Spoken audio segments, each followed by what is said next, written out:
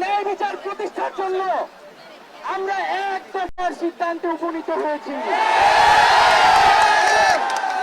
এই সরকার কোনোভাবে আর এক মিনিটও ক্ষমতায় থাকার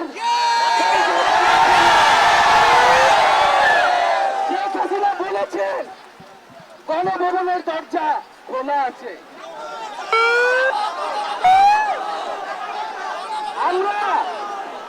আমরা সাধুবাদ জানাই যে তিনি আগেই বুঝতে পেরেছেন যে গণভবনের দরজা খোলা রাখতে হবে।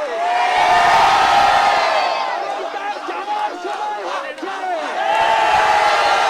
আপনি দরজা খুলে অপেক্ষা করুন। আমরা আপনাকে উৎখাত করার জন্য আসবো।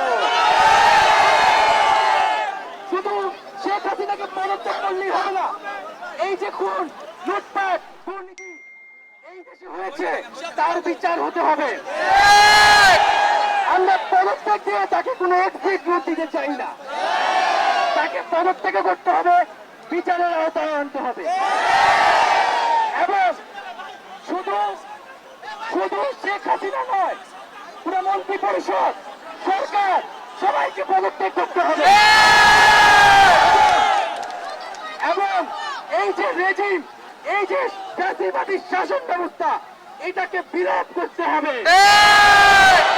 এবং আমরা এমন একটি বাংলাদেশ গঠন করতে চাই, এমন একটি রাজনৈতিক বন্দোবস্ত তৈরি করতে চাই যেখানে আর কখনোই কোন ধরনের স্বৈরতন্ত্র, কোন ধরনের ফ্যাসিজম ফিরে আসবে না। আমরা সেই এক দফার উদ্দেশ্যে আমাদের এক দফাটি হলো শেখ হাসিনা সহ এই সরকারের পতন এবং ফ্যাসিবাদের ছিল।